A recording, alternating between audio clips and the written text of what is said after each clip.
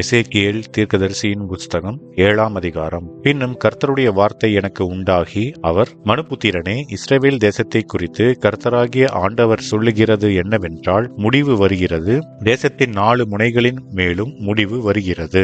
இப்போதே உன்மேல் முடிவு வருகிறது. நான் என் கோபத்தை உன்மேல் வருவித்து உன் வழிகளுக்கு தக்கதாக உன்னை நியாயந்தீர்த்து உன் எல்லா அருவருப்புகளின் பலனையும் உன்மேல் வரப்பண்ணுவேன். என் கண் உன்னை தப்பவிடாது. நான் இறங்காமல் உன் வழிகளுக்கு தக்கதை உன்மேல் வரப்பண்ணுவேன். உன் அருவருப்புகளுக்கு தக்கது உன் நடுவில் வந்திருக்கும். அப்பொழுது நான் கர்த்தர் என்று அறிந்து கொள்வீர்கள். கர்த்தராகிய ஆண்டவர் சொல்லுகிறது என்னவென்றால், தீங்கு வருகிறது, இதோ ஏகமான தீங்கு வருகிறது, முடிவு வருகிறது, முடிவு வருகிறது, அது உன்மேல் நோக்கமாயிருக்கிறது, இதோ வருகிறது. தேசத்தில் குடியிருக்கிறவனே, அந்நாளின் விடியற்காலம் வருகிறது, காலம் வருகிறது, அமளியின் நாள் சமீபித்திருக்கிறது, மலைகளில் சந்தோஷ சத்தம் இல்லை.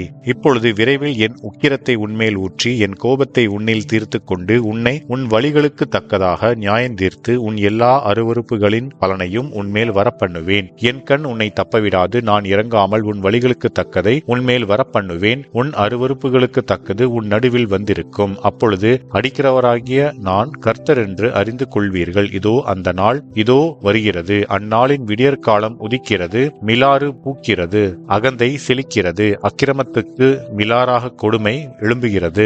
அவர்களிலும் அவர்களுடைய திரளான கும்பிலும் அவர்களுடைய அமளியிலும் ஒன்றும் மீதியாயிருப்பதில்லை. அவர்கள் நிமித்தம் புலம்பல் உண்டாயிருப்பதும் இல்லை. அந்த காலம் வருகிறது, அந்த நாள் கிட்டுகிறது. கொள்ளுகிறவன் சந்தோஷப்படாமலும் விற்கிறவன் துக்கப்படாமலும் இருப்பானாக. அதின் திரளான கும்பின் மேலும் உக்கிரம் இறங்கும். அவர்கள் ஜீவனுள்ளோருக்குள்ளே இன்னும் உயிரோடு இருந்தாலும் விற்றவன் விற்கப்பட்டதற்கு திரும்பி வருவதில்லை.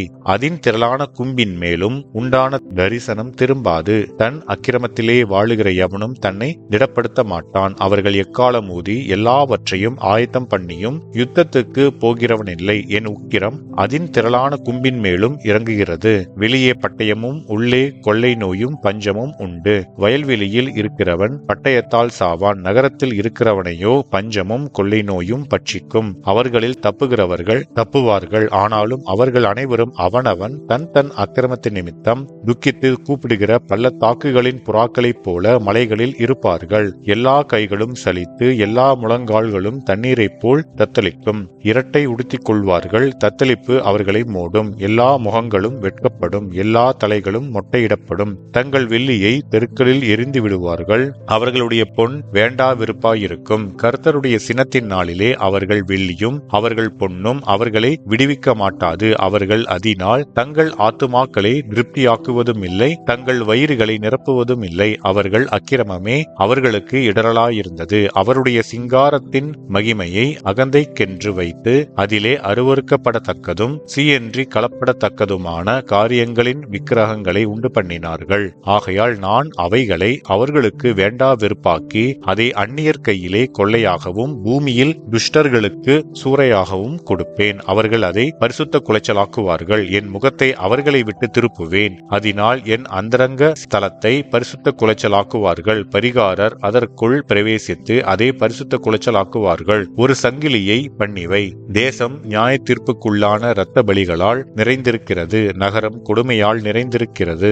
ஆகையால் புறஜாதிகளின் துஷ்டர்களை வரப்பண்ணுவேன். அவர்கள் இவர்களுடைய வீடுகளை சுதந்திரித்துக் கொள்வார்கள். பலவான்களின் பெருமையை ஒளிய பண்ணுவேன். அவர்கள் பரிசுத்த ஸ்தலங்கள் பரிசுத்த குலைச்சலாகும். சங்காரம் வருகிறது. அப்பொழுது சமாதானத்தை தேடுவார்கள், ஆனாலும் அது கிடையாது. விக்கினத்தின் மேல் விக்கினம் வரும். துர்செய்தியின் மேல் துர்செய்தி பிறக்கும். அப்பொழுது தீர்க்கதரிசியினிடத்திலே தரிசனத்தை தேடுவார்கள், ஆனாலும் ஆசாரியனிடத்திலே வேதமும் மூப்பரிடத்திலே ஆலோசனையும் இராமல் ஒளிந்து போகும். ராஜா துக்கித்துக் கொண்டிருப்பான். பிரபுவை திகில் மூடிக்கொண்டிருக்கும்.